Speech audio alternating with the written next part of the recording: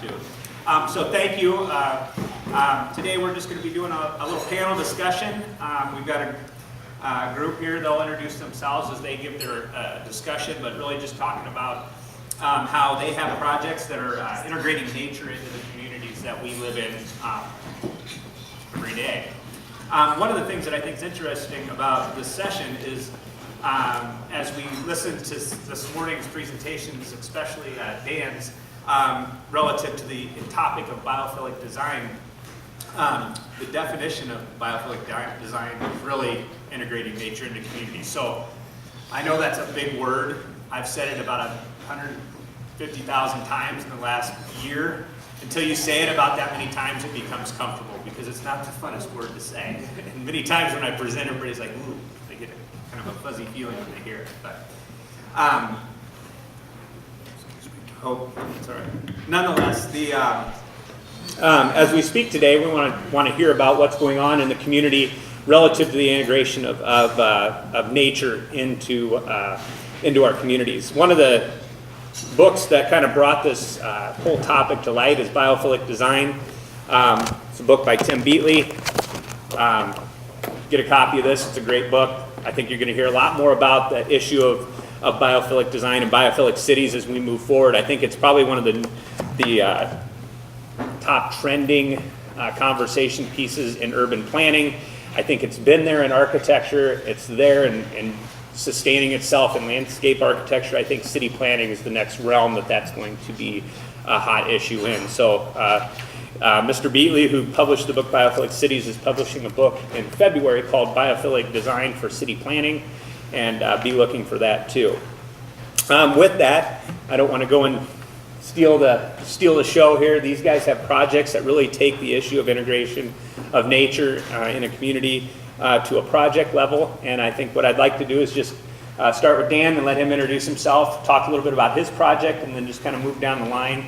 What I'd like to do is, if we can, if there's questions you really want to have, like when each speaker gets done, we'll just do a couple quick questions, and then have a larger question and answer at the end of all the presentations. So if that works, turn it over to you, Dan. Thank you, Tom. Daniel Gibbins with the Parks and Recreation Department of Cedar Rapids. And I don't have one particular project I want to focus on. Actually, the slides are really examples of a kind of a foundational point that I want to make. If your organization is here today for the first time, you're hearing a lot of excellent stuff that needs to be reiterated. And if I can make a point, it would be this: the principles behind the symposium need to be foundational to everything we do in our organizations, or it's not going to be done well. It can't be window dressing, it can't be the icing on the cake. It really needs to be deep within the ingredients of everything we do as organizations. And we need to have the right people in place to make that happen. And if you don't, go find them and get them in your organization. I am so thankful to be a part of the city of Cedar Rapids, because when we come to a symposium like this, it's actually very difficult to decide what to highlight, because there's so many things going on, and it's at all departments. It's not just Parks and Recreation. It's our community development. It's our public works. It's all the way through protection, fire and PD. Everyone is focused on these things, and we're growing. It doesn't mean we don't have a lot of work in front of us, but we're excited about that work. So here's some examples of how at Cedar Rapids we're working as a team. And it's very exciting. Has anyone seen a concert at the amphitheater? Okay, I got in on some of the process that was already started when I joined the department. And the foundation behind the amphitheater is natural resources. If you walk through there, you'll see prairie, whether on the levee, whether on the riverbank, and everything we did in there tried to encapsulate that as a natural resource park. And you have to do this right. That's why I'm saying it has to be foundational to what you do, because if it's not, we're not going to do it right. And then it actually deters people from wanting to do it. So we did signage, we did careful design, we looked at flow patterns of people, and how can you make it to where it's so natural that it doesn't distract, but it actually simply complements according to what has been said today.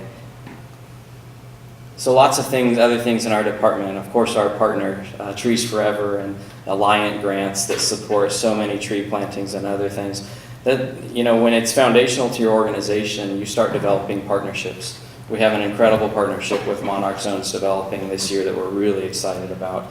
And Clark has obviously spoken to that, and we are greatly looking forward to that. Again, connecting pollinators with people. That's behind a lot of what we're doing also.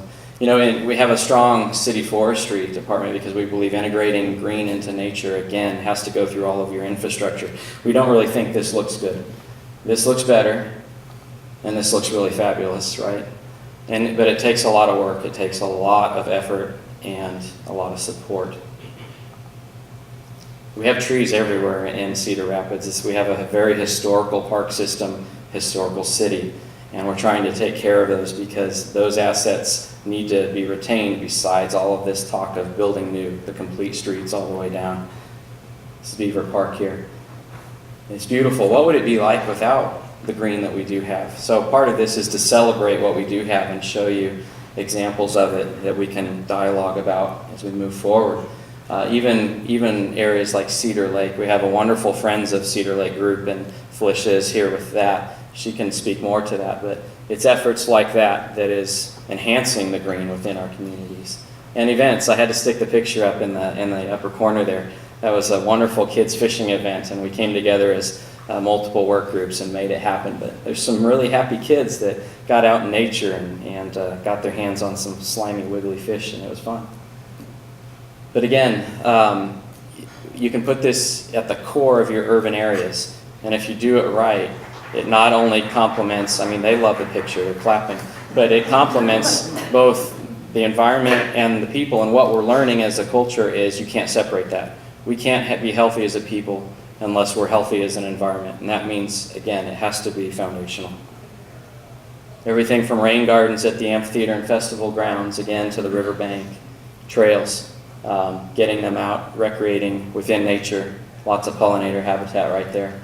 Or working with our utilities and public works departments to help us with that difficult to engineer projects like the $300,000 SRF funded Knoll Ridge Waterway project that took an eroding ditch and pipe structure, and now we have a watershed that is carefully designed with check dams and native plants from aquatic natives in the bottom of it all the way up to dry site prairie.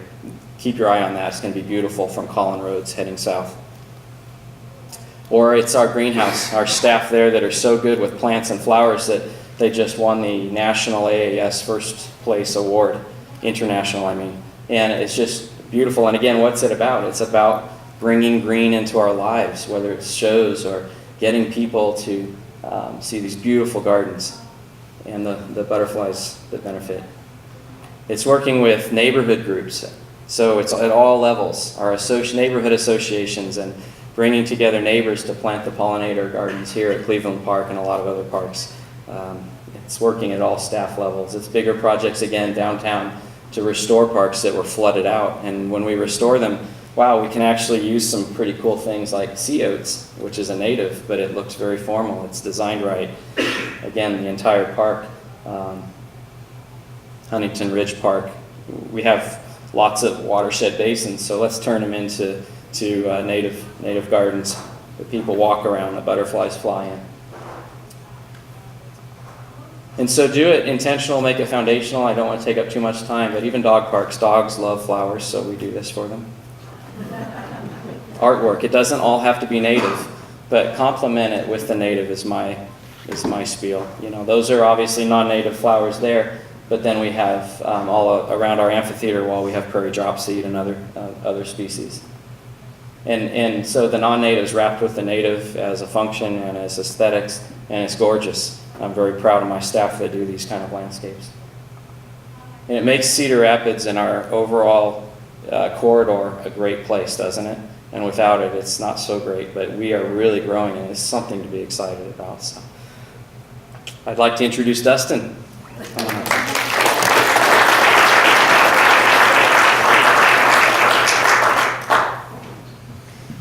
Thanks, Daniel. I hope I'm half as entertaining. My photos aren't quite as good either. I'm kind of wishing I would have put a little more time into my photos here. He had some great photos there. I'm going to really kind of focus in a little bit on the volunteerism aspect of what Trees Forever does, especially in relation to maintaining some of these green spaces. We talk a lot about how to plant a green space, how to install a planting. But none of those things come to fruition and actually providing the benefits we're looking for unless you maintain them and get them to their mature size, their mature age where they're actually truly providing a community benefit. Especially when we talk about trees, which we are called Trees Forever, so I'm a little biased in that area. But trees, unless you can get them up to being 18 to 20 years old, they're really not providing the type of benefits that we see when we look across the research world right now. When they talk about all the benefits that trees are providing, when they're talking about mature trees.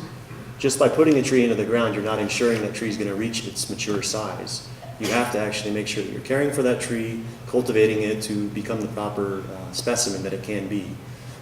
We have great partners here in Cedar Rapids and Marion within the city parks and city infrastructure. Both of our arborists are sitting back here. We work with them on a very regular basis to try to provide support in order to make sure that these trees do make it to that level. So I'm going to speak a little bit about a couple programs that we have. I mentioned these during the Good Green News section, but I'd like to get a little bit more into depth with regard to what we do specifically here in Lynn County, because that's where I get to work and that's where the Symposium is really looking to address. So the photo here is from a street tree planting we did on South 22nd Street in the city of Marion. This is about 4 years ago, I believe. And we actually worked with the Marion High School students that year to install a bunch of these plants. So I'm going to talk a little bit about our Tree Keeper program, but I'm also wanted to mention the fact that every time we're out there planting trees, we are involving as many local volunteers as possible in that process so that we can teach them not only how to properly plant those trees, but at least we're getting in front of them for a half hour to an hour to teach them about some of the important aspects of keeping those trees watered, mulching those trees, a little bit of pruning information even we give them on that first planting day. But that knowledge does spread even from just a minor touch of 2 to 3 hours. And especially when you're talking about getting in front of a bunch of youth volunteers, which certainly we try to do whenever we can. The youth are great to work with, they're dynamic, they're energetic, sometimes they don't pay attention. But if you can get them outdoors and actually experiencing the outdoors and getting their hands dirty, they're a lot more inclined to pay attention. So trees are one tool that we use to do that. So we get to partner with guys like the city of Cedar Rapids, and the city of Marion, city of Hiawatha. We have a lot of tremendous partners in the area. The Tree Keeper program specifically, in Cedar Rapids specifically, we've trained right at 118 volunteers. They've all donated, I think this number is very low, but at least 1,000 hours. They've cared for, and when I say cared for, that means they've done pruning, or they've mulched, or they've helped to water over 900 trees in the last few years. And I should mention this program, we just piloted in 2012, so we're a pretty new program, and these are some pretty tremendous numbers to accomplish within 3 or 4 years. None of them would be possible, though, without our partners at the city level, at the county level, and also other area nonprofits and for-profit companies as well. You can see we also work in the woodlands, so it's not just about street trees and park trees. Tremendous resource that's provided and all the benefits that are afforded through trees is also in the form of the forest ecosystem. So this isn't just individual trees, but this is an entire native ecosystem. And its value really can't be overstated enough. It's very important. These are areas that are disappearing, largely due to development and agricultural concerns in some of the surrounding areas around our urban areas. So we're doing our best to try to preserve what we have already in place here, actually make them better in many cases, try to get rid of some invasive species. That's really where the tree keepers get involved. We like to bring in tree keeper volunteers to help remove a lot of native species. We've gotten a partner with the former director of Indian Creek Nature Center, Rich Patterson, out here on a public-private partnership of sorts at the Fox Heritage Woods in between Marion and Cedar Rapids. Over the last couple of years, we're removing invasive barberry. Japanese barberry is a very common landscape plant. I like to throw this in every talk I give. It's a very invasive landscape plant that's still sold at just about every single garden center across the United States. Please don't buy it and plant it in your yard. I'd appreciate that. Because within a couple of years, I'll be removing it from the woodlands. Oriental bittersweet as well. It's still sold. Please don't plant that. There's a lot of species out there. Daniel can attest to it. But again, we try to train these volunteers with specific skills where they can actually step in and provide this support at a time when it's necessary, when it's crucial. In woodlands, that's really bringing them in and working on some of the invasive species before they are able to take out a lot of the native species that are supposed to be filling that niche within the ecosystem. With regard to street trees, we're trying to get our volunteers really to the level where they have a level of proficiency with pruning. So when you think about street trees, a lot of times we're planting these trees in direct relationship with a sidewalk or with a street. And trees tend to grow low branches, especially young in their lives. So you have about a 3 to 5 year period where you really need to provide a lot of support, where you can get in there and provide corrective pruning and ensure that that tree is not going to become a hazard, and is also just not going to have branches sticking out that are going to be easily broken off by passersby or users of the transportation network. So providing that level of technical expertise to our volunteers, we feel, is a real benefit to the community. It's a tool that we have available for the city of Cedar Rapids, city of Marion, even private landowners in some cases. So we're pretty proud of this number. We're pretty proud of the volunteers they're putting forth and of the impact that they're having on the community. Again, we're only 4 years in. We've got a long ways to grow, but I think it's an excellent start, and we're really looking forward to growing this out into other communities and other projects as well. Just real briefly, I did mention this as well in the Good Green News section, but we do have a fruit tree keeper program. Local foods and procuring and growing your own foods is more and more popular every year. This is a direct result of our membership, of our core membership, and the folks that are involved with Trees Forever asking us to do this. So now we're training folks to be able to care for fruit and nut trees. And it's a very different technical set of skills to dealing with street trees. The type of pruning you do, the type of maintenance you do is all very, very different. So different specialization. A lot of the same folks are interested in both things, but we then tie these guys into a growing number of local food projects that we're working on with the city of Marion, with Cedar Rapids, with Matthew 25, and some other folks in the area who are very interested in continuing this process. So if you're interested, anyone in the crowd, in either of these programs, we will be offering next spring yet another Trees Forever Tree Keepers course here in Cedar Rapids, and we'd love to have some folks in the room here actually sign up for that. That'd be great. Contact me afterwards. The final thing I wanted to talk about, and I hope I'm not way over my time already. No? Okay, good. We have a program. We started this partnership with Dr. Benson, the previous superintendent of schools here for Cedar Rapids Community School District. There was a pointed response from the maintenance folks who are in charge of caring for the green spaces around the schools, where they, to a large degree, kind of put a moratorium, an unofficial moratorium on planting trees on many of their school campuses. And we kept hearing that from teachers that they weren't allowed to apply for grant funding anymore through a Reliant Energy Branching Out program, which we used to traditionally do a lot of on school campuses. And so we took it upon ourselves to try to meet with those guys in charge of making those decisions for the groundskeeping around the district, and to try to identify what exactly is going on their campuses that they're not okay with. Where's some nice happy medium ground where we can meet, where we can still plant trees on their campuses in logical places. It's not going to increase the amount of inlay that they have to put into maintaining those sites, and at the same time providing good healthy areas for the trees to become those full mature trees. And it's so far been about a 2-year process. We have now developed a guidance document that allows people who work at schools who are interested in applying for grant funding to consider areas of the campus where they're not going to cause those unnecessary conflicts between the ground maintenance folks and the people who want to have trees on the campus. It's a pretty important, very important emphasis these days. We listened to Bill Sullivan this morning talk about how important it is to have those views outside of your windows in a school, how important it is to have those green spaces where you can actually take the kids outdoors and experience that. If we're not planting the trees, you can imagine it's never going to happen. Those opportunities aren't there. Those kids aren't going to learn as well. They're not going to be able to focus as well, which means more of our kids are on meds. Less kids are interested in getting outdoors, the more they're on meds. So it's kind of a vicious cycle. So we felt it was very important to take a step back and figure how we can really partner on this in a meaningful way that's not creating more stress for the folks who are maintaining those properties. And at the same time, we're getting in and reaching our goals of continuing to expand the amount of green space and that available outdoor space for the kids to be able to get out and learn and experience that.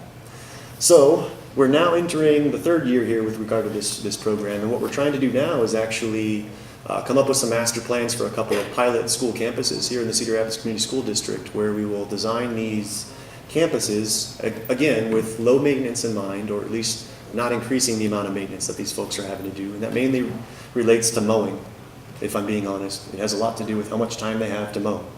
And they don't have a lot of time to mow in many cases. And so it's providing trees that are planted in a way that they're in large groups, large clumps that are mulched, where you don't have to get in and mow between individual trees. There's lots of technical things that you can do in order to make that less stressful for those grounds maintenance folks. But you have to have a system in place, otherwise they're not going to be comfortable with that. So this year, we're actually trying to develop those official designs of those campuses, and then by the fall, we're hoping to start to implement some plantings to actually get some new trees onto some of these campuses in the community school district. There's a lot of work to be done between now and then, but I think we're on the right pathway, and I think we have the right partners in place to do that.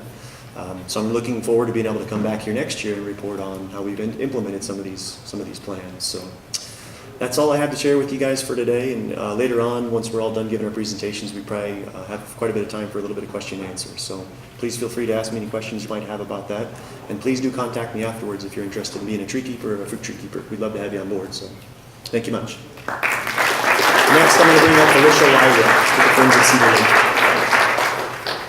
If I could just, before Felicia speaks, just as we talk about, or we hear about these projects, be thinking in your mind, one of the things we want to have as a takeaway at the end are some talking points that we can kind of outline. What can we do with the information we have, or what are the major points and action items? Because at the end of the day, if you remember, Shannon said we all have work to do, and that is, what do we do when we leave here, and what can we make from the actions that we're hearing about? So be thinking of those, jot them down, and we'll have a little marker board activity here at the end. Everybody likes that, right? Please, sorry. Thank you. Again, I'm Felicia Wyrick, and I'm a principal at Affinity Marketing Group, and I'm here today to speak as the outreach chair for Cedar Lake. And this morning, Dr. Sullivan talked about how green space is a stress reliever. And since the files that I brought for my presentation wouldn't open about 5 minutes before we started this panel, I think I'm just going to stare at this greenery over here for a while. Okay, I'm distressed now, and my PowerPoint came through, so I just want to run through it real quickly. Does everybody know where Cedar Lake is? Surprisingly, as we've gone out in the community and done outreach to 50+ groups, some people don't know where it is, so I'm glad you know where it is. So I've been interested in the lake for a couple of decades with my involvement with Downtown District, and it always kind of got pushed back in terms of priority because there are higher priorities to take care of in the city. So 4 years ago, I moved my agency to Oakland Road, just south of Coe College. So over my lunch hour for my exercise, I could just book through the neighborhood for about 5 minutes, and I was at Cedar Lake. And I noticed the difference. I always enjoy walking, but navigating the sidewalks and crossing the street, and it's a different kind of walking. And when I get to Cedar Lake and I see it in front of me, I just feel the stress kind of leave my body, and I just know I have half hour or so to spend with nature, and it took me 5 minutes to get there. So I really appreciate that part of it. Also, when I was reading Shannon's editorial in the Gazette on Sunday, one thing that really jumped out to me was that green spaces, from Dr. Sullivan's research, green spaces don't have to be pristine, but they have to be in close proximity to where people work and live. Well, hello, Cedar Lake. We're close. Whoop. So just a quick overview of the lake. It's a 3,000-acre watershed. Part of our efforts for lake restoration involve a watershed plan. We're working with the city and consultants on that. It's a 120-acre lake. It's kind of the hub of the trail system in Cedar Rapids. It's a very busy biking, hiking, running trail. There's a variety of freshwater fish that live in the lake. And one really cool fact that a lot of people don't realize is that McLeod Run is Iowa's only freshwater trout stream, and it feeds into the lake. So the DNR has done work over the years stocking McLeod Run, and we hope that that will continue. This is the watershed. This always is kind of surprising to people as well, how large this watershed is. So we have a lot of ground to cover in terms of residential properties, commercial properties. We do have a model project in this area that's happening right now on Center Point Road, where the developer actually applied for, I think it was $1.5 million additional funding so that he could put in permeable parking and some other bioswales and so forth. So practices like that we hope will just grow and grow. Part of the reason is because sedimentation is a real concern in the lake. You see that in 1980, the South Cell, which is the most visible from the interstate, compared to where it is this year. So we're really losing depth in that cell specifically, but throughout the lake. And we need to find a way to ensure that there's depth to preserve the health of the fishery. So we're working for alternatives for that. So this is a pivotal time for Cedar Lake because if you know, you probably know that Alliant actually owns the body of water, and they have used it for decades as the cooling process for their power plant. The power plant has been demolished. It's not going to be brought up online. And so we're working with Alliant and the city and the county to determine what kind of public entity the ownership can be transferred to. And this is important because once that is in the public sector, we will be eligible to apply for the Iowa DNR's Lake Restoration Fund, which will pay for 65% of restoration. And that's really important in Cedar Rapids. Nobody wants their tax dollars spent on quality of life issues. Not nobody, but a lot of people don't. And we really feel that we have so many funding sources that can help us with the cost to clean up the lake that it won't be a huge burden on the city. So we have the partnership that I mentioned between the Friends of Cedar Lake, city, county, Alliant. Everybody has just been really, really positive and supportive. Mary, thank you for what you've done internally at Alliant to get corporate on board with making this an asset in the Cedar Rapids community. So a big part of our efforts is changing perception. If you've lived in Cedar Rapids very long, you know that the slough has quite a reputation. You know, there's 2 3-headed fish in there. Don't ever dip your toe in there because you'll come back without toes. And you certainly wouldn't want to, you know, eat any fish from there. Well, the DNR has been monitoring the tissue in the fish, the bottom feeding fish, since the early 80s, and this year they actually removed the lake from the impaired waters. So what that's telling us is the PCBs and the chloridane that are the main pollutants in the lake, they're breaking down. So another way we're changing perceptions of the lake is with events. I don't know if anybody of you participated in our first ever paddling event, but we held this in early summer, and we had 30+ people and a lot of spectators just, you know, on the shoreline, just really thinking it was cool that you could actually paddle in the lake. I love the picture in the upper right hand corner. That's Kate Hawkins. She's one of our biggest supporters. She's 82, and she's been kayaking on the lake since 1980. There's my fearless sidekick, Dale Todd. He looks real comfortable in that kayak, doesn't he? And then these ladies down here, they're so cute. The one on the right is actually in a great big inner tube. She's not even in a paddle boat, but she wanted to do it. And Daniel referred to the fishing tournament. Really big round of applause, or hats off. We don't have to clap for Daniel, but we could. This event came to to the lake about 2 weeks out of the event. They originally were going to have it at Robbins, and they decided the types of fish that the kids would catch would be kind of disappointing. So within a 2-week period, Friends of Cedar Lake stepped up to help organize the contest, working with the Parks Department to kind of advise about where the shoreline should be mowed and groomed for access for fishing. And the kids had a blast. This is the 30th year this tournament has been part of an association's annual meeting, and they really had a lot of fun. So we're in the middle of master planning. A week from today, from 5 to 6:30, I think at New Web Market, there will be final information shared this week. We are presenting our final master plan. This has been put together for us by Confluence, which is the landscape architectural firm that is working with the city on the greenways on the west side of the river. Some of the ideas that they have put before the public for reaction is getting people out on the water. So possibly a boardwalk that cuts across the lake. Co and St. Luke's are very, very excited about this project.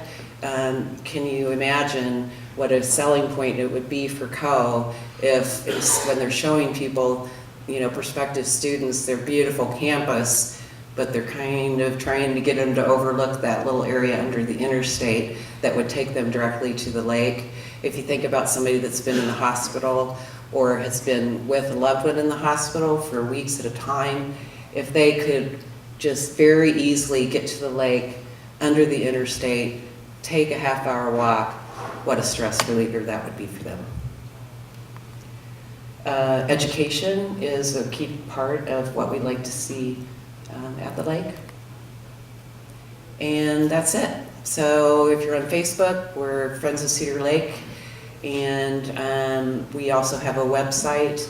We meet on a monthly basis. Notification of that is on our Facebook page. We'd love to have you join the cause. Thanks.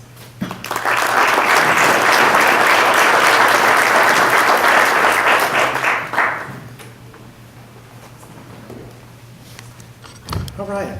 So I have two parts to my job title. I am the Director of Innovation and Inspiration. And if I did the first part of my job this morning, I don't need to inspire at all.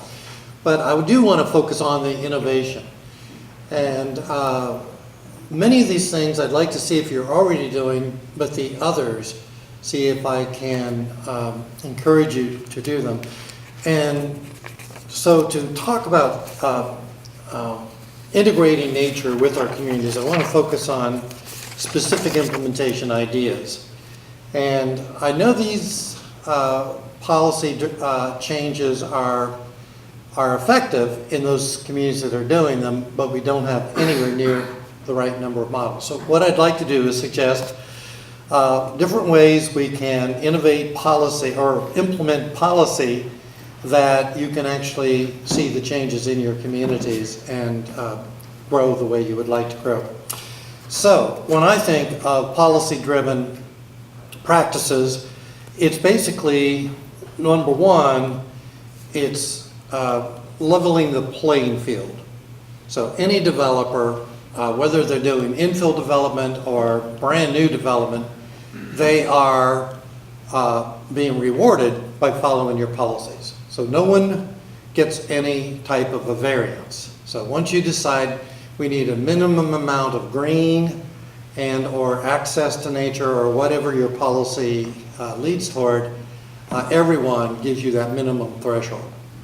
And if you could incentivize it to where the more you work with natural systems and nature, then the additional density bonuses or whatever would make your neighborhood more lucrative to you as a developer, all the better. So maybe it would go through thresholds. I want to, though, say, because this is too often what's been happening in our country, is we're rewarding the developer who offers you the cheap date, right? Every one of us, our parents said, don't accept the cheap date. Is that right? It's universal. And I also want to say that when we do that, we're lowering the value of property for every other player. So by coming up with some threshold of what is acceptable standard or criteria, then great. We're giving everyone the opportunity to maximize the value of their investments, their time, and so on. So what are those ideas? The first one is to set a sustainable set of measures, and we can define that, what we consider a sustainable neighborhood, street, park, or whatever, something that we can afford, that it's going to have a maintenance condition that we can address, and so on. So the first big cost I think we can agree on, and it would be a very sustainable model, would be to get away from off-street parking for our parks. That is, we take up no park land to eat up space for the automobile. That we do it from the side. And almost any park of any size is going to have the right amount of access that we could do the parking from the street. When we do that, it's only 1/3 of the land that needs to be consumed as opposed to going off-street. So any policies that lead us in that direction are going to be a net gain for the greatest amount of park space, the least amount of environmental damage. And if we do the parking right, we actually end up with trees or tree wells with the parking. So we're actually adding green and reducing the heat gain, the solar gain, and things like that. Another park or placemaking strategy would be to reduce our overall asphalt and measure that every project we do is going to minimize the amount of asphalt, therefore drainage, therefore heat gain that we get, and those can be, again, addressed in different models. The other real, I think, easy win is to set up programs in our communities where we give out awards for the very best development that goes for greening and so on. I'm drawing my experience directly from Raleigh, North Carolina. They want to celebrate the people who are doing the most to beautify their community. And the top CEOs and all the leaders of their community turn out to honor and recognize and help support the great achievers in their community. I think we can do a lot with award systems.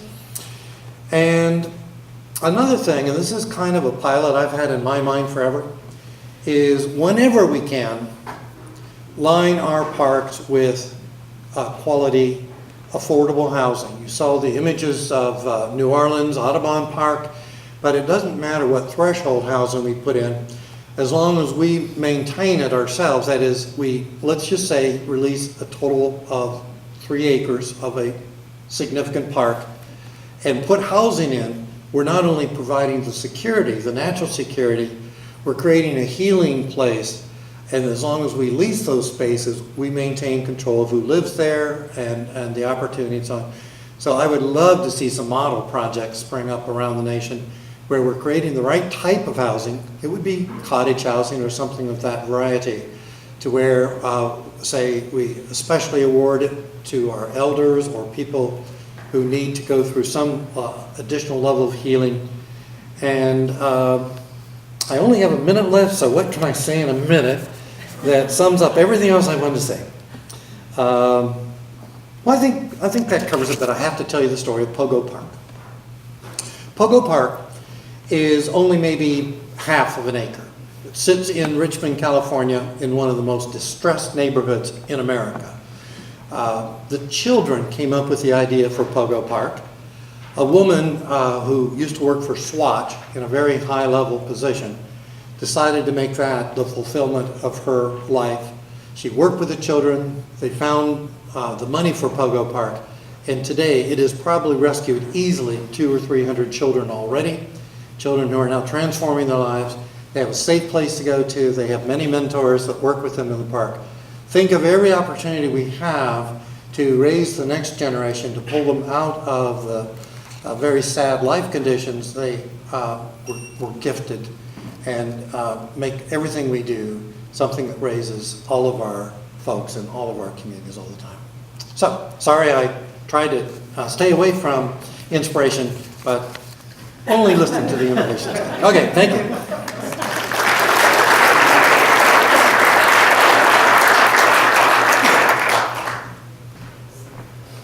Well, I think we still have quite a bit of time. Where'd my room monitor go? I used to always get in trouble by the room monitor, so try not to do that today. So there's a lot of great ideas kind of talked about throughout these projects, and I think what would be good, maybe right now we'll just ask, have time for some questions on the projects, and then maybe even if we have some time to talk through some of the, kind of recommendations on how to move forward, and maybe there's a way to elaborate on those too. But are there folks that have questions on any of the projects or items? I don't have a specific question for the individual projects, but just for all the presenters. Just wondering, we talked about a lot of great projects, and from the big picture, these are all really big projects, but what do you guys think that individual homeowners, what do you think they could do as an improvement in their yard that would make the biggest impact for doing this?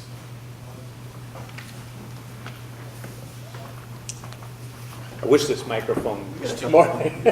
There it is. Oh, he's handing it to me. Okay.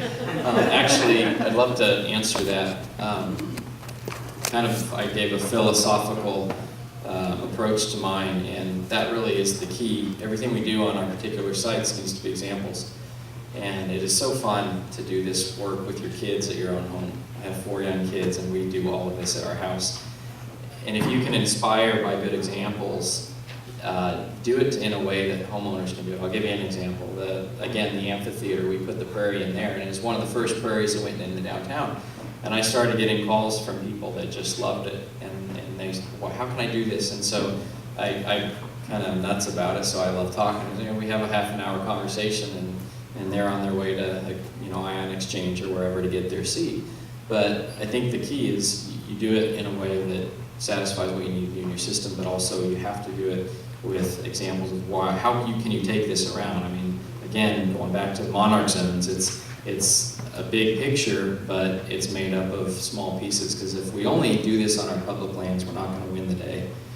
It has to be passed around, and it has to be inspired. Oh, there's an inspirational word again.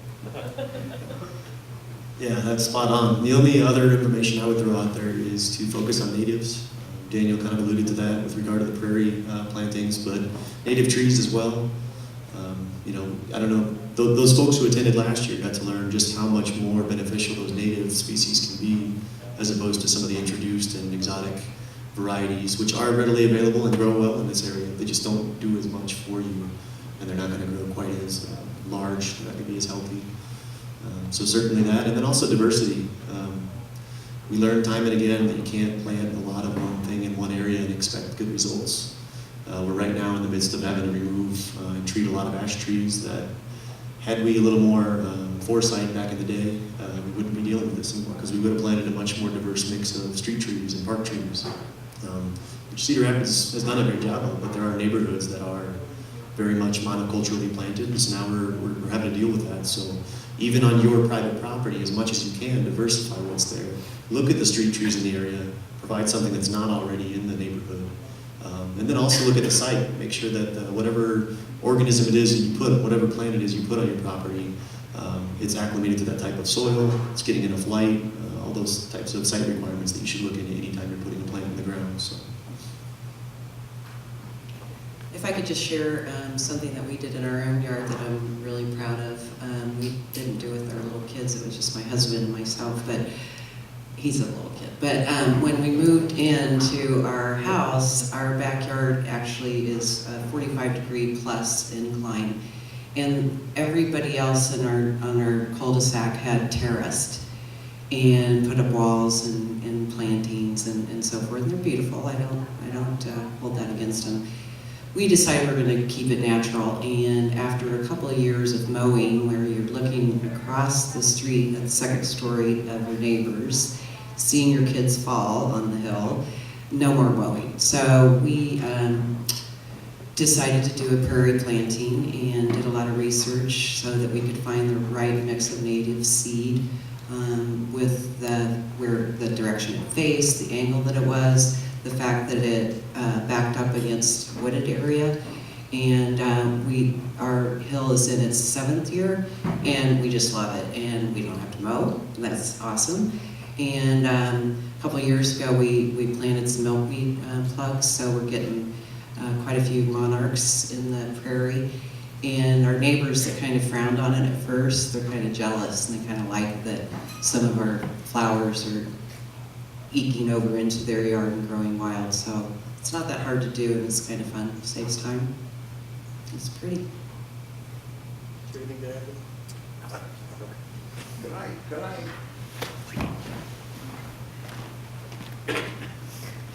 When my wife and I moved to Cedar Rapids in 1978 and I became director of the Nature Center, one of the first things we began doing was planting prairies and encouraging others to do so. It was actively persecuted by city and county policy. We were roughed up, I would say, for doing this. It took the people who began planting prairies and natural areas in their yards were persecuted, both by city officials and by neighbors. And it does my heart good to see this turn around. All the things that we knew back then, we're talking about here. The positive impact on human health, on neighborhoods, on slowing vehicles, on reducing runoff, are now recognized. And I'm very proud that the city has completely changed, that Daniel, who has brought a very progressive attitude to the management of public areas, is a wonderful change, but we have a long way to go. This question is a great one. Okay, most of the land in the city, in most cities, is owned by private property owners. Most private property owners, what do? They mow it every 4 days, they spray it, they buy chemicals they put on it, they rake off the resources, the leaves, and they send it off to the landfill to be taken care of. It is absurd management. Some persecution still happens from governments, okay? But more of it is attitudinal. You have to fit in, you have to conform to the neighborhood that's sprayed and mowed and everything looks just perfect. Those yards are boring. Okay? When Marion and I both left our jobs, we left the Nature Center, it became our life passion. We flew into business.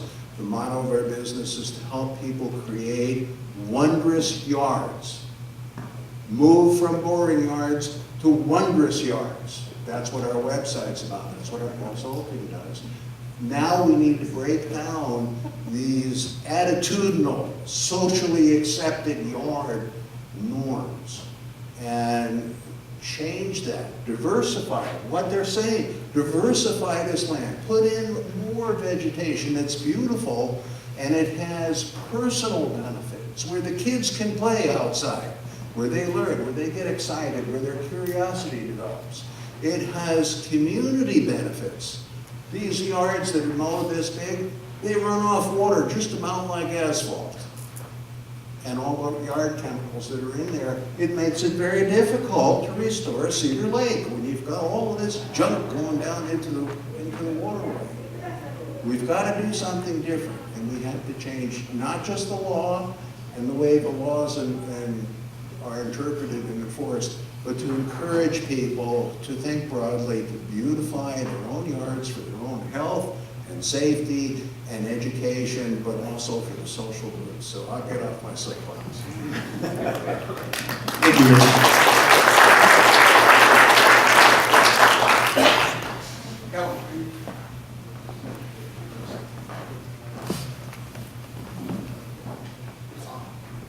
Dustin, I'm curious, your comments about the school district and planting the trees and working with the mowers, mowing people.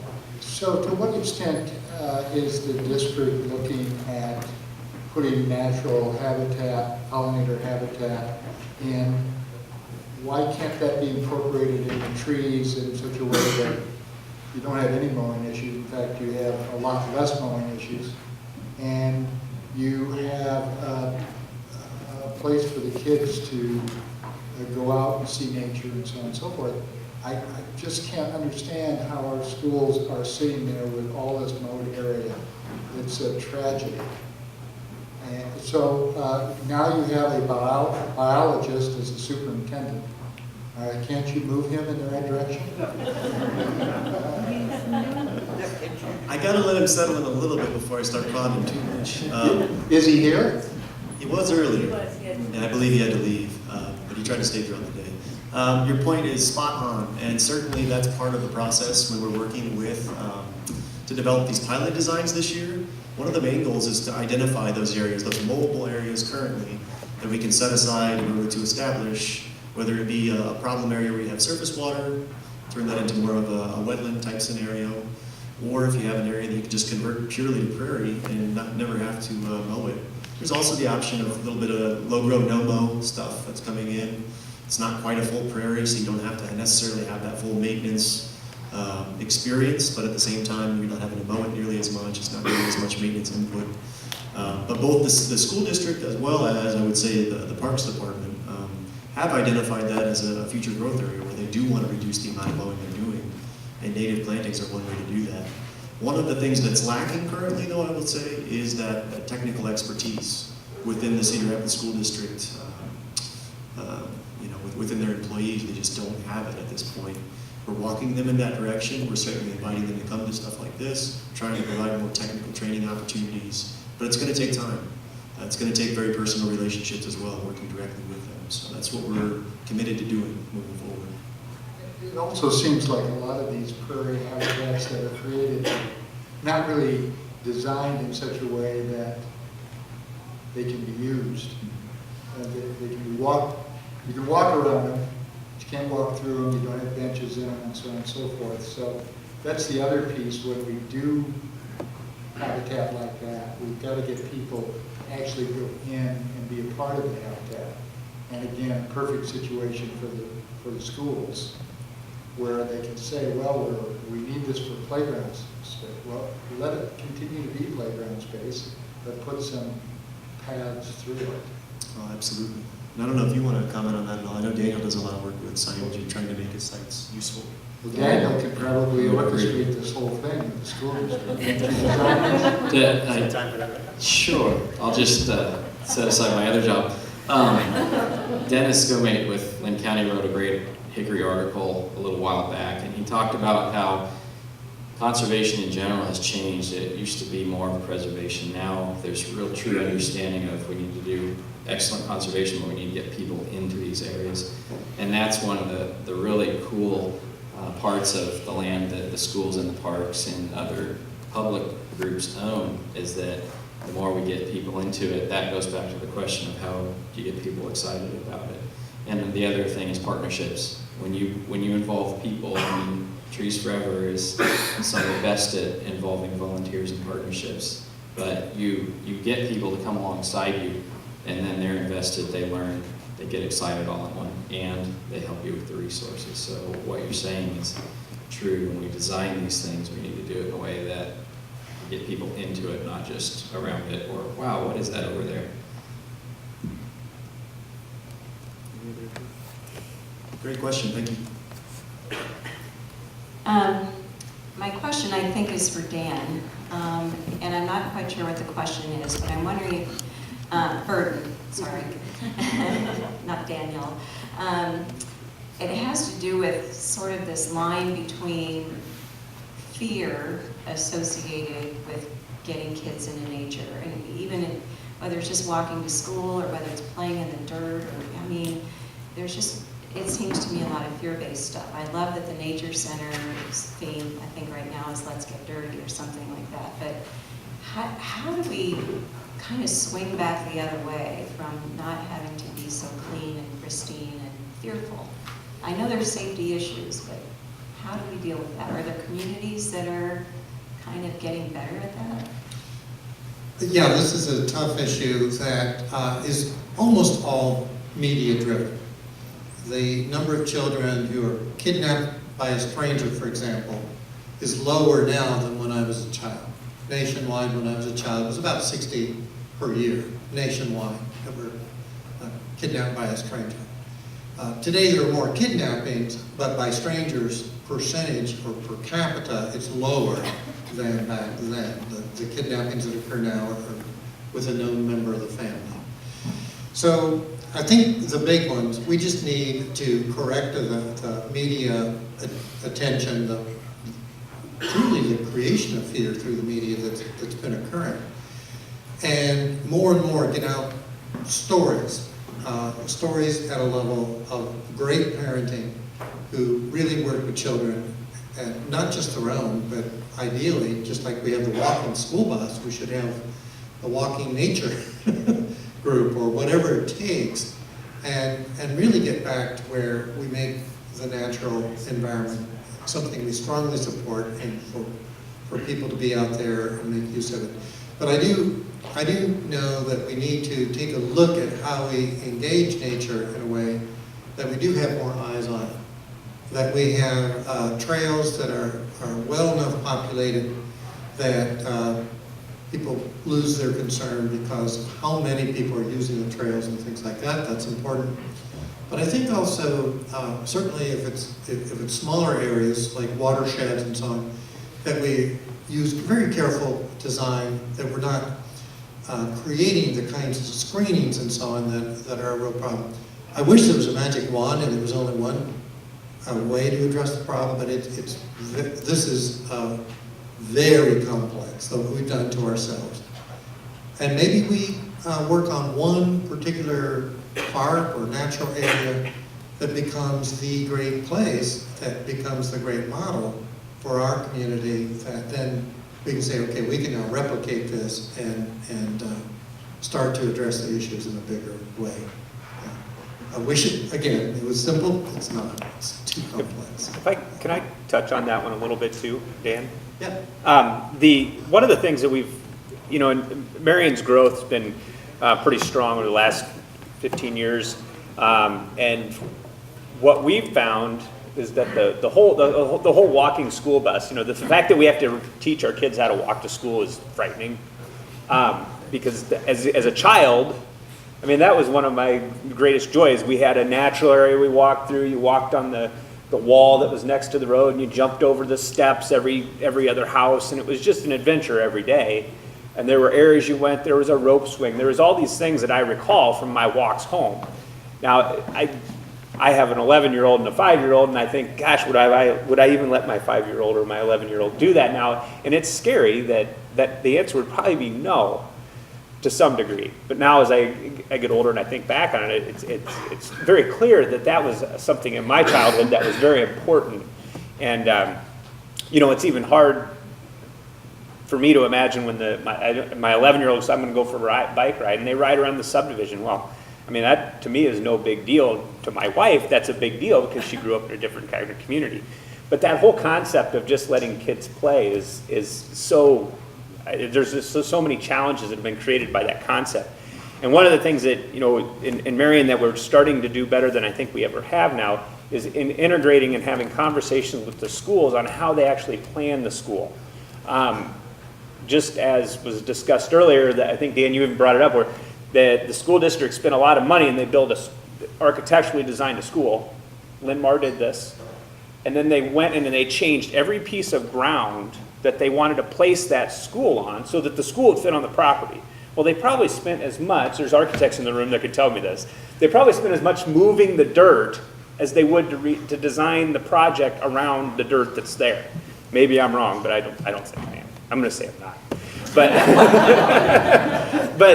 But that whole, so I think that is changing. And as a matter of fact, the last school site, this has been probably 8 years now, I think, they bought enough ground so they could put an elementary school next to an elementary school, which means you will constantly be driving your child to school.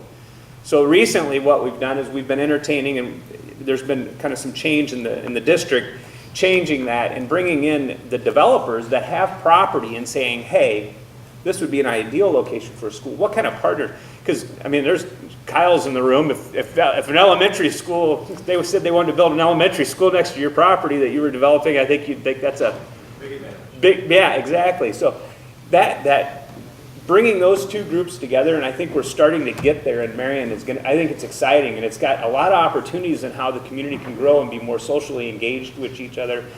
Anytime you can get the school board and the city councils working together, I think it's great. So I think that's something that I've kind of seen go one way.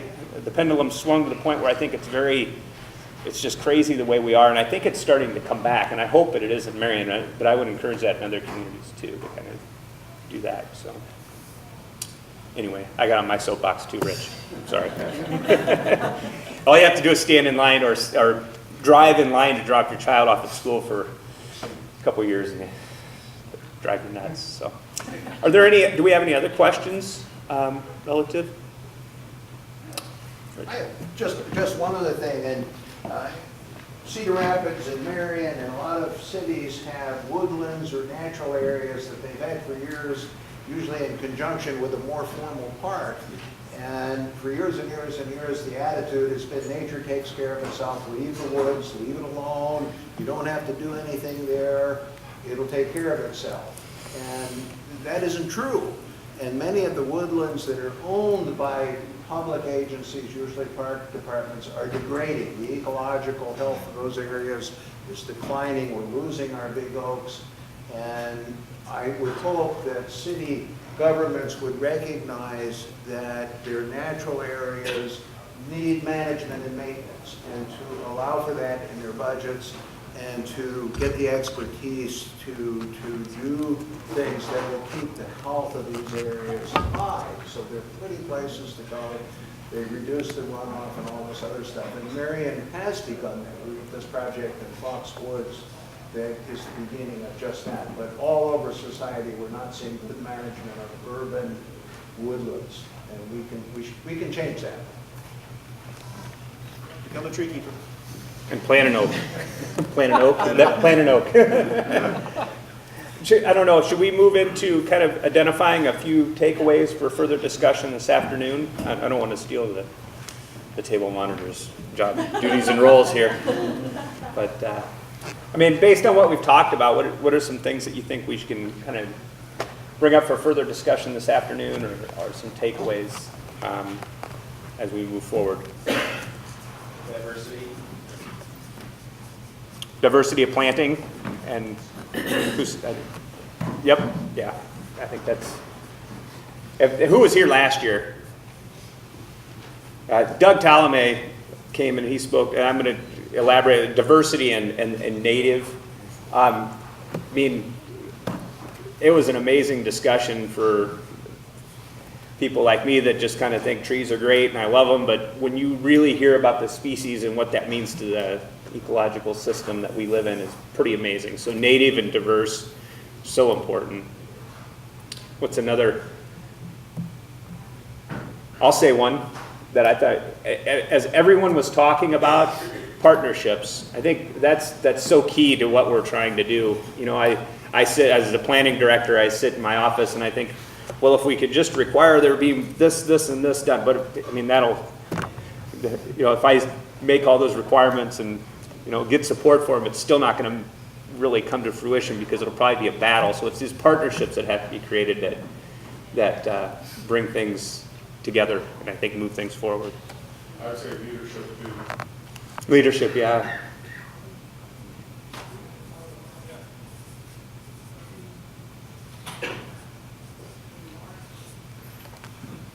Jackie.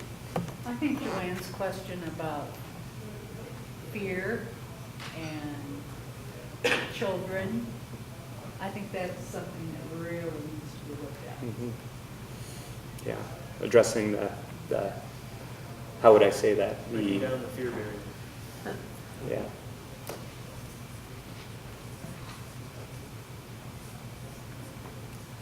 The kids on the rock picture was great in Central Park. Yeah. Awesome. Kids climbing. Just watching a kid climb a tree anymore, DHS will come running.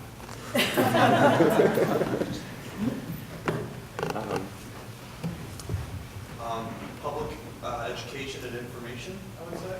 Yeah. Kind of educate the public towards this. They might not even be aware of it. So if they're not aware of it, how can they care for it?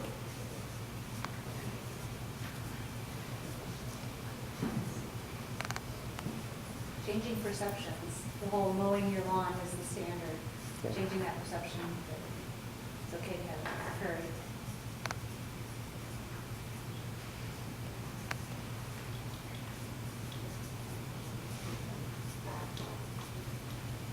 Think of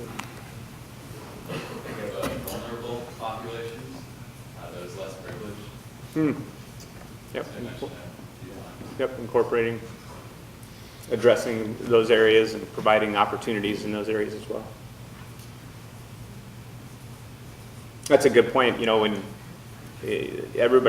not everybody, a lot of people think of Marion as a growing community, very prosperous, but we too have our areas that need addressed, and you know, disadvantaged groups that exist. But sometimes in a faster growing community, they're less likely to be looked at because you're so worried about growth. So, Anytime I'll be relocating to new communities soon, and anytime you hear about, anecdotally you hear about the bad spots or something like that, it just makes you feel for those places. mhm.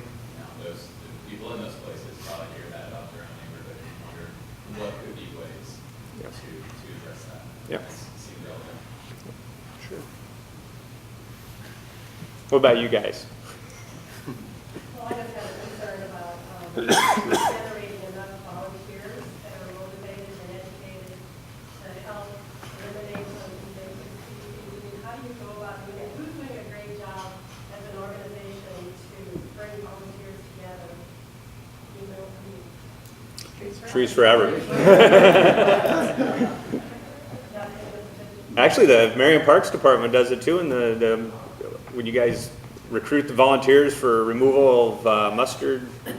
Well, that's actually Trees Forever. Trees Forever also. Okay, there you go. Great organization. Oh, there it is. I don't know if I need to hear that.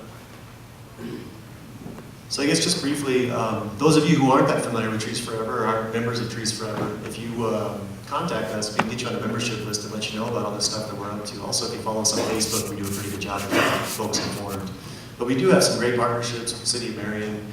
Daniel and I were just sitting up here kind of chatting a little bit about some future planning that we're working on with Beaver Park. Beaver Park is one of the most historic parks in Cedar Rapids, has some of the most beautiful woodlands around, beautiful old-growth oak upland forest there. But it needs a lot of work. There are a lot of invasive species that have gotten in there. And that's one of those parks that really can provide a lot of public educational opportunity because it's so heavily used and people are so familiar with it. But we certainly need lots and lots of more partners. The cool thing about the partnership we have with the City of Marion and the Fox Heritage Woods is that we actually also partner with Iowa Natural Heritage Foundation, who were some of the original folks that actually got that piece of property protected, working with some private landowners at the time. So, in some senses, we're probably fairly competitive with Iowa Natural Heritage Foundation. We compete for some of the same funding, just being honest. But it's a neat opportunity that we have to actually work together and combine our forces in that case. And we're trying to do that a little bit more with natural areas around the state of Iowa, so not just here locally, but it's really started here. This is where we have the most resources, I would say. This is where we have the most opportunity to make the most change. So we've got to start here and grow out from there. And then the tree keeper thing, the whole idea with the tree keepers is when we have these work days, these work events, you have people that already have those technical abilities. You don't even have to spend time training them in the morning. You can get folks going, get them out in the woods, get them doing work, and then you send your tree keeper volunteers out there and they're actually providing some level of just kind of keeping them on the right line, making sure that they're not removing plants we don't want to remove, not cutting themselves, those sorts of things. So continue to grow those sorts of programs, continue to find new partners to work with, and I think that's really the solution. That's the only way that we've discovered thus far to do it, is keep working and educating folks. But it's an excellent point. We do need a lot more volunteers, and we need to work together a lot more collaboratively. So. We've been talking a little bit about some of the takeaways from what we talked about. I'd just like to change gears for the last little bit. We got about 10 minutes left here. We heard Bill talk this morning. We listened to Dan speak this morning as well, and there's been a lot of conversations. And there a lot of folks in the room are directly involved in this, whether you're a designer, a planner, a city official, or a policymaker. And a lot of you guys know what's going on in the community specifically, on how things get done, how development occurs, how projects developed, how a street gets put in place. Based on your knowledge of the region and the community, what do you guys think would be the most important thing that could be done to integrate more nature into the community? And for example, is it that we need policy changes that provide street tree plantings? Mike, you knew I couldn't get out of this without saying. City of Marion, we don't have a street tree ordinance where it's required with development. You guys are involved, and some of you guys are in this day in and day out. What are some of the things that you see that should be changed to create a more an easier approach to integrating nature into communities? You guys got any ideas? Well, one thing would be to alter ordinances that prohibit these things. Okay. Can you flip that over?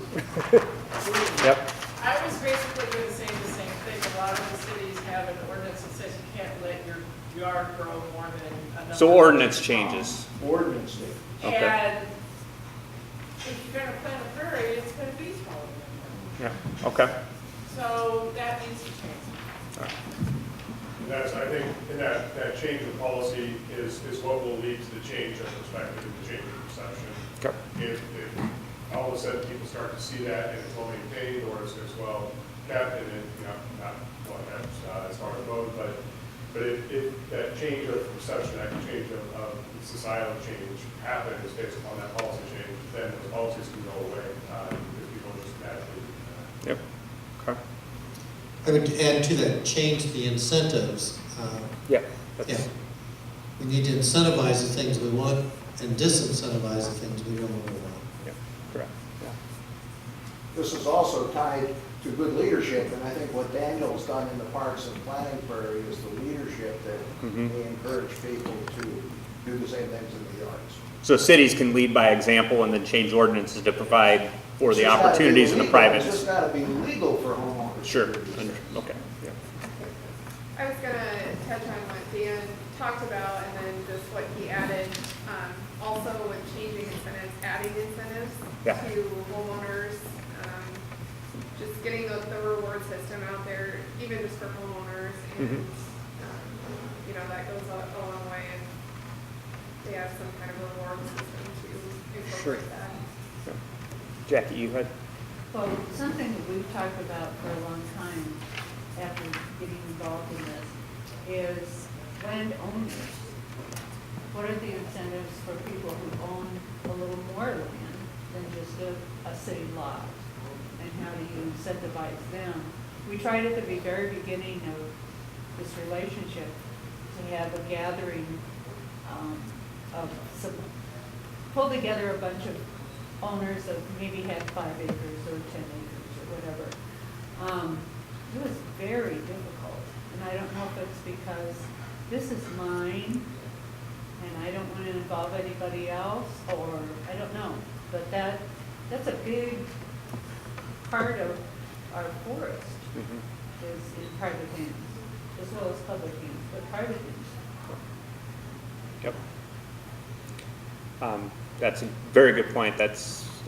Most of that ground gets developed, and the development's, unfortunately, fortunately, it is preserving some of that, I think, is important. I think Cedar Rapids has a tree ordinance. If you remove so many trees, you replace. I know in Marion we don't have that, and I think that would be a good policy change in the city of Marion that would kind of help bolster the amount of trees being planted. Oh, sorry. Could I just follow up on the incentive thing just real briefly? Both the city of Cedar Rapids and the city of Marion have cost share programs for stormwater infiltration practices, which can include prairie plantings and rain gardens and rain barrels and that kind of thing. So there are some incentives already been. Yeah. And a good place to find those would be? Well, so both communities have stormwater staff on, and so I think probably through their websites. The Indian Creek Watershed Management Authority website, you can also come there and ask a question, and I'll get the information to you. Direct you to the right place. Hey, Tom, the discussions recently about the changes from the stormwater utility that Cedar Rapids is looking into. Anybody saw the paper this morning? Some folks' stormwater utility fees will go from a few hundred or a few thousand to multiple tens of thousands under that change, and these are for larger property owners, which would seem to me to create incentive for changes in how they manage their water off of their parking lots, those kinds of things. So you talk about whether it's an incentive or a disincentive, there will be a financial reward for changing how you manage your stormwater for those larger property owners. Yes, it's very appropriate. Yep. And that's coming down the road. Yeah. It's only going to get kind of piggyback on that a little bit too. one opportunity that everybody has in this group, whether you're from this area or not, we've just been talking about Cedar Rapids and Marion for the most part as local governments. Wherever you live, it's important that if you find these things valuable in your world, if you want to live in a world where this is not the paradigm that we live in, if you want to change things, you have to get involved with your local government. You have to let these guys know that these are things you desire. If those requests are never made, if those questions are never asked, how can you change policy if you're elected by an electorate that doesn't want you to do those things? You know what I mean? So write your letters to your local city council members, get to know them, attend a meeting, send them an email, let them know you're watching what they're doing. These are all important things you have to do. And all these city folks can tell you that this is probably the only way to really elicit change. So please be willing to do that wherever you live. So a model that I'd like to offer for both of your communities is Langley, British Columbia. It's a town outside of Vancouver that's asked to absorb 150,000 population. Their growth would double, roughly they'd be 300,000. What they decided is they would not accept any growth that was at all associated with sprawl. They want to preserve their farmland, their natural preserves, and so on. So what they did is they assigned where they wanted the growth to occur. And then every year they have a conference where they bring together the realtors, the bankers, the developers, and all in the community to find out what tools to apply and how to go forward and give themselves a grade card. And one of the things they found to be the most powerful tool is in their comprehensive plan, they are, and they use this term, they want to raise the ship or all the ships at the same time. So a very big part of their plan is public engagement. And if they don't have the public behind them, then they're not going to be able to achieve the type of growth they want. So a good idea, I think, would be next year's conference or some future conference, make sure it's packed with bankers, realtors, developers, and so that they start to understand that you can increase the value of their land and direct the kind of growth that you're not building traffic, you're building the kind of ultimate communities you see. Yeah. One of my biggest concerns, and it speaks directly to that point, is that we as city planners, and I'm going to be critical of my own industry, we forgot how to plan a city, and I don't think the elected officials actually think that they have the power to make the community what they want it to be. We've become regulators for over time to the point where we don't even, it's difficult for us to imagine the concept of designing the city. When you go back to the beginning or go back to our roots, that's what we did. We developed the city, and the development community was involved in that and engaged, but we had a direct correlation to how that happens. And I think there's some of that's been lost over the years, and it's something I think we need to get back to. But anyway, thanks again for that. I think we're about at the end of our time, aren't we? Yes. We are. I heard dinging in the next room, so that must be more done. So anyway, thank you guys. Oh, I'm sorry. I just wanted to say to Dan, when we started this, we had 60 people here, and it was like pulling teeth. And every year we say, bring a friend. Bring a friend. We had no city or county involvement. Today we had 20 city people here. I am very impressed. This is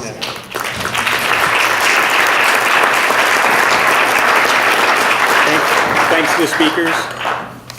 So with that, I think we'll take a little break. We have a break until Free 3, and then milkweed we're seed gonna for be everyone. here. Okay, there you go. Remember to fill out your evaluation.